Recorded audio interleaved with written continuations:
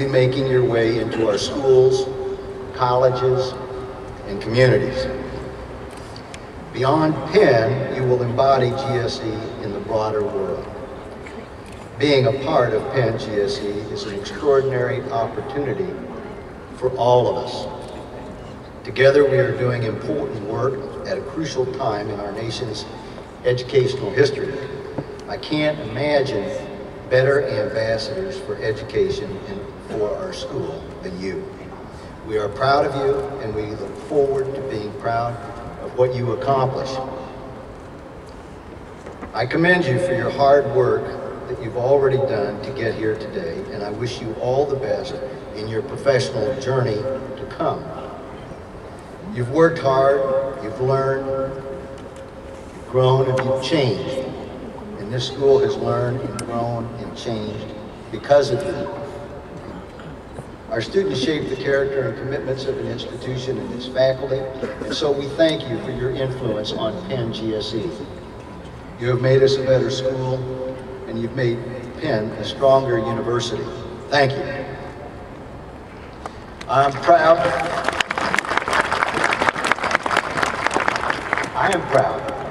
We are all proud to applaud you and to celebrate this milestone with you. We know that a journey like this is not accomplished alone. For all the support you've given, will the families and friends of our graduates please stand and be recognized?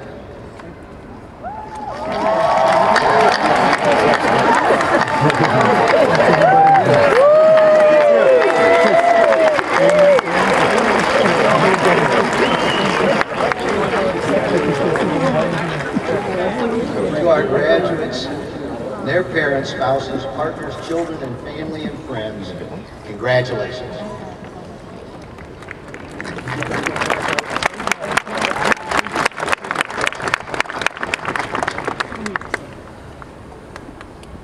Now let me introduce our speaker. When our graduation speaker was 4 years old, he told his parents he wanted to be a teacher. It was a dream that came true many times over the next 7 decades. Ray Cortines taught in elementary school. He taught in middle school. He taught in high school. He taught at Harvard, Columbia, Stanford, and Brown. And I heard he really wanted to teach here as well. He's even been a teacher in the U.S. Army. But he didn't stop there. Ray used his expertise and his talents to become a leader who has inspired generations of teachers. In addition to many other assignments, he's led both of the nation's 2 largest school districts in New York City and most recently in Los Angeles, where he retired just 1 month ago.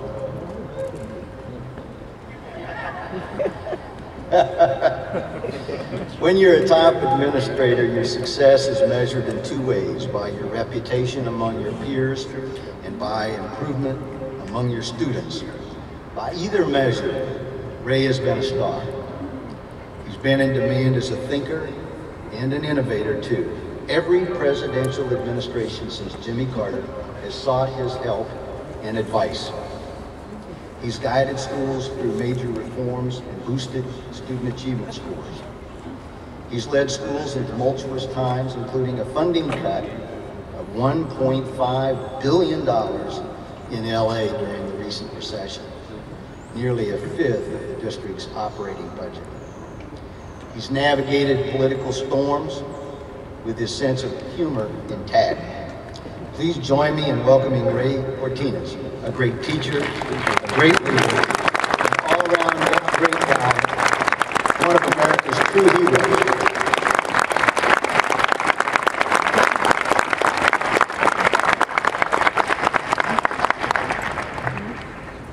Thank you. You make me feel so young to see all of you walking in. It's a pleasure to be with you today. I believe in education as much as I did when I first started teaching in 1956. If I'm idealistic, I'm proud of it. Because I believe that education can change the world. But Nelson Mandela said it better. He said, quote, "Education is the most powerful weapon which you can use to change the world," end of quote. You'll need to remember that. Tomorrow, 6 months from now, and 2 years from now, and 10 years from now, and never forget it. I would like to acknowledge the professors and faculty here today. Each of you, and those that are not here, have provided the opportunities for you, have opened doors, have been your mentor, have been your friend, and on occasion, have been your constructive critic. It is important, and it is important to recognize what you enjoyed when they spoke with you, and learn when you didn't like what they said to you. We have already recognized the parents and friends, but I say to you that this is your celebration too. That these people sitting in front of you are the exhibits of your hard work, of your investment, and of your dreams and their schemes.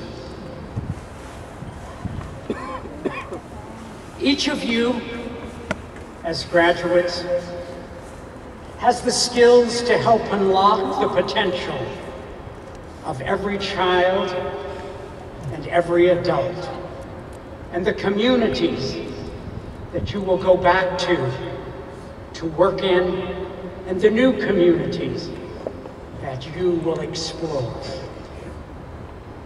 If we want to leave the world a better place, we must focus on our children, our very young children, our young people, and our adults. I work in a city that has the lowest literacy rate in America among its adults.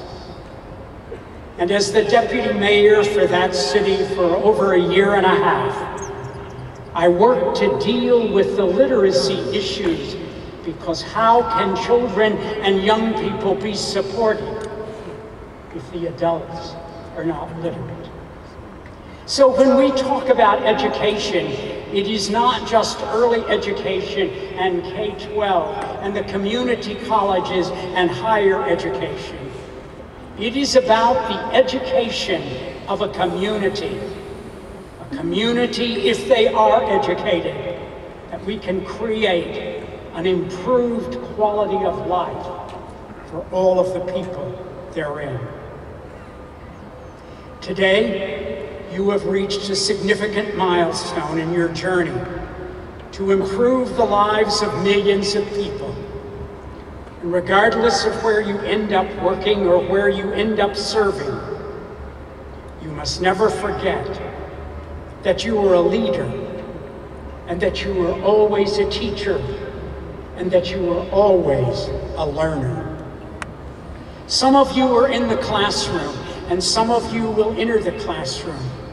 But others are working at the district level, and universities, and foundations, and nonprofits, and state departments of education, in the charter school movement, in the independent school movement, and in the parochial school. You are in the business of education, and never let people segregate you into one ticky-tacky box. These are all our children and all of our adults, and they demand your attention and your constructive comments.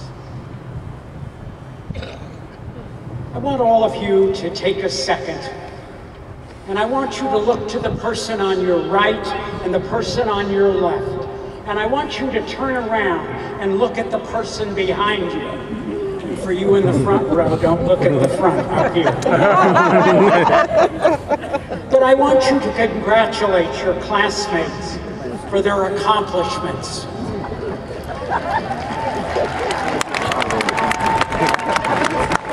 I want you to take a moment to remember the late night study sessions, the personal and professional ups and downs, and the struggles and the accomplishments of each of you that have done what you have done and are here today, and what you have gone through here at the university. Today you will receive a diploma from one of the finest universities in this nation. And I ask you, so you have a diploma, now what? And each of you, in your own way, will have to answer that question. President Kennedy said, "Change in the law of life.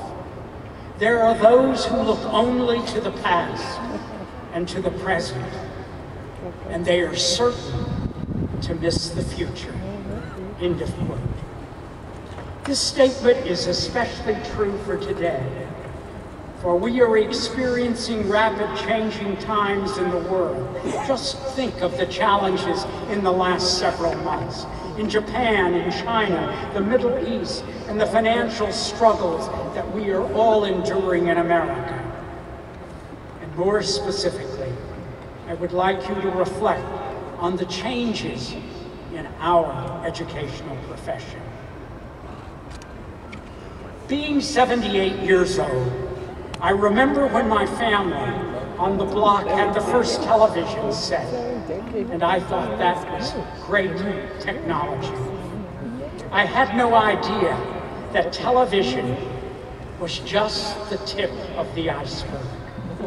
I am constantly amazed when I see the tools and technology our children and our adults are using today to access and obtain new information. Technology has completely changed how our students access and learn. And you must guide, and you must help a shift from the Industrial Revolution mindset of the 21st century. And we must adapt to our changing world. And it is not the past, and it is not the present, but it is the unpredictable future that you have responsibility for. You must be the dynamic leaders, learners, and teachers that this nation and our communities need. Instead of the sage on the stage, you must be the guide on the side. Many individuals find comfort in the one size, the one answer, all approach for teaching. But we must push ourselves to create opportunities for our very young children and the adults to become lifelong learners, to explore, to celebrate, to develop curiosity. We need to identify our students' personal strengths and weaknesses to help them overcome the challenges that they face as learners. We must leverage the tools around us to help our students develop a lifelong love of learning. When I was a student, a very young one, I was the little Mexican kid in the corner of the room. I could have been just a statistic. However, I had teachers and a family that refused to let me fail. It is now I am passing the mantle to you, your responsibility to search and find the students, regardless of their age, that are struggling, and to make sure that they succeed. When I was superintendent of San Jose, by the way, I could never keep a job, so I was superintendent of 5 school districts in this nation. One of the programs that I was most proud of was the migrant program. Most people were not interested in the migrant student because they were here one day and gone the next. And most people looked at the migrant money from the federal government as a cookie jar. And I remember my first year as superintendent, I said, no, we have 300 of them. And the older children take care of the younger ones. And we are going to have a summer school where they all come. And I want us to not only drill about the content of instruction, but I also want them to understand that only through education can they have a better life. And only through education can maybe they stop being a nomad. And I told them about being an adopted child. And I told them about my mother.